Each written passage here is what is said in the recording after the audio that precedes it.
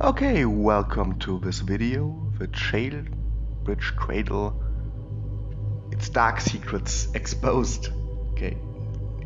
So in this video I want to show you some things about the Shalebridge Cradle map from Thief Deadly Shadows that are not visible if you just play the game normally, but they are visible if you have an open eye on the map details and you resist being pulled into the cradle's darkness while playing it.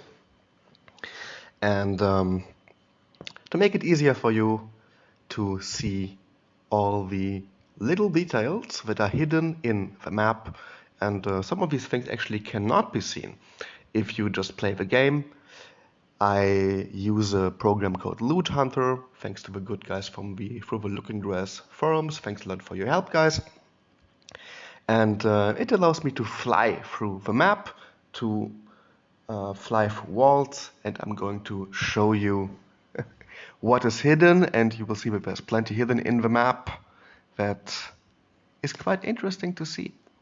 So, this is using the standard version of Thief Deadly Shadows. Very, very sorry, guys, I couldn't use the gold version. One reason is that my laptop, it's not strong enough to support the advanced graphics of the most advanced enhanced version with the better textures. And second of all, I had to get some save games from the Cradle since my old save games were broken. And they are different in the advanced version. So let's dive right in the level. Okay, let's load this. Here's our beloved loading screen. And here we are at the beginning of the beloved cradle. You can see the building billowing before us as usual. And I'm going to activate the flying mode in just a while. Just showing you around the map in case you forgot. There's the big wall, the tree. And up there we already can see the first little detail. And this is actually what you can see on the top here inside the map. Okay, there's actually something behind it. This door is locked. If you remembered that inside the cradle all kinds of stuff is of doors and windows are boarded up or blocked. In fact, you can see that behind all these things there's actually something real. It corresponds to the inside of the cradle. Now the first special thing that I want to show you is the beloved fireplace. If you've checked the Thief Deadly Shadows wiki, there's a note that there's a fireplace inside the cradle, the outer cradle, where you can actually go in to the fireplace. Now, you cannot climb the fireplace from inside because the texture is made in a way that stops you from doing that. Okay, so there is a hatch on top. You cannot see it very, very well, but it's there. And I was wondering what is behind that hatch. What is the cradle trying to hide from us? Okay, or the game developers in this case, but for atmosphere's sake, let's just say this: it's the cradle hiding it.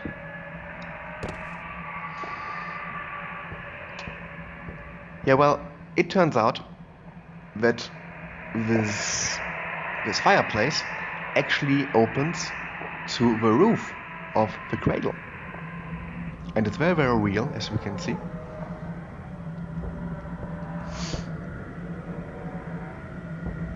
It opens up to the top, and surprise, you can actually walk on top of the cradle. And as soon as we land, the music becomes the normal music again. So the music from the outside of the cradle. Here we are. Now, if there were actually rope arrows or the walls would be climbable, we can actually use it as a second entrance to the cradle, as you can see. It's an actual hatch, it opens, and it's not just there as a prop, but it works. Now, of course, problem is you always get damage when you fall. I don't know why this happens. Happens sometime when you're inside this fireplace too, but hey, things can happen. There you have it, the secret entrance to the cradle. Now, you can see that you can navigate the whole map. And right here we have a tower, and this tower is actually empty. Not a real tower, it's just a prop tower, which was made to make the cradle look better from the outside. And here we can actually see inside the cradle, and we can see that this thing stretches for miles. Okay, it stretches, it has a depth that is very, very strong. And what we have here is the infamous staff tower, where we have to jump out at the end of the game to survive. Now, I noticed something when I jumped out of this window. You jump outside to something that looks like the cradle could, okay? Like the outer section of the cradle. But have you ever noticed how tall this tower is? And have you ever noticed that you actually jump in a section with enclosed walls, where there's actually nothing that connects it to the outside? And I wanted to have proof of this, so I just ran into the staff tower. Very interesting to see is, as you will see later, that the guard, when you have this elevator ride to the top, that should only be there in the past, is actually there in the real life version of the cradle too. And there's no exit to it, so this poor guard will starve to death. Well, after all that they did to their patients, you can say that they deserved it, but hey, not my place to judge. And here we are, the staff tower in the present. So let's have a look around. And finally, let's see where it is that Garrett jumps to. Looks real, right? But it's not. First of all, it's not connected to anything. If you're here, and if Garrett would jump out of here, he would actually jump into his death.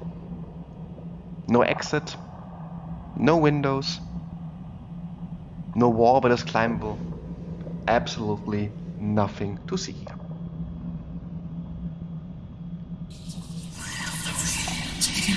And now I'm going to show you where this thing actually is. Okay, it's right in the middle of a staff tower, and the staff tower in itself is already not kind of floating. It's higher above than the actual ground. So let me just go straight here. Okay, let's have a look at this guard. Doesn't move. No, stop moving. And compare this to the actual outside of a cradle that you can see when we enter the level. I'm going to go backwards on this, and as we can see, this is far higher than the actual exit. It's right here in the middle. Okay, Garrett would have died if he jumped out from that window. Nothing to see here, guys. Nothing to see here. Man, it's a sad story at the end, I guess. Oh, and by the way, this is the attic. You can actually see it from the outside. This window is the attic of the cradle. So you can actually see, would be able to climb up there directly and go to Laurel normally, but we can't. So this is just something that I think is very, very important to notice. And now for the last bit, and this is the thing that actually shocked me about the cradle. You remember when you go to the inner cradle and you walk to the left of the map? Well, it turns out that the inner cradle actually does not exist from the outside. You have these huge walls that encircle the cradle.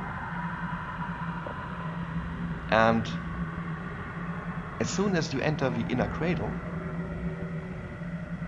you are outside the limits of a cradle. Okay, here we have your sleeping room, which is already not connected to the outside part of a map. The sleeping room already extends far more than it actually could. Oh, up here we have something very interesting. It's the moon or something like this. I walk into this thing, some developing box. Here you can see it from up, and as you can see, it's not connected to anything. Now the inner cradle, okay, with the inner cradle it's even worse. The inner cradle is, this is the walkway to the inner cradle, not even connected to the actual map. Spooky. Okay, the inner cradle actually is, maybe it's just something that the cradle makes up to annoy you or to hurt you. Or the building extends far more than these walls, and I wouldn't understand why they would extend farther than the walls, because it's an encircled area. Okay, the inner cradle would stretch far, far, far into the inner side of the old quarter. It would go into the direction of where the entrance to Alldale is placed, and I think it's not possible. Here you can see it even better. It's impressive to see the cradle from outside, but let's face it, guys, it's a trick. The trick is that the cradle plays jokes on you, okay? Or maybe it was exactly that, the reason why the architect of the cradle wanted to bury the map with him, because he knew that his cradle was actually, well, something very spooky. So guys, here we have it, the secrets of the Shalebridge Cradle. Hope you enjoyed the video, and take care, bye bye.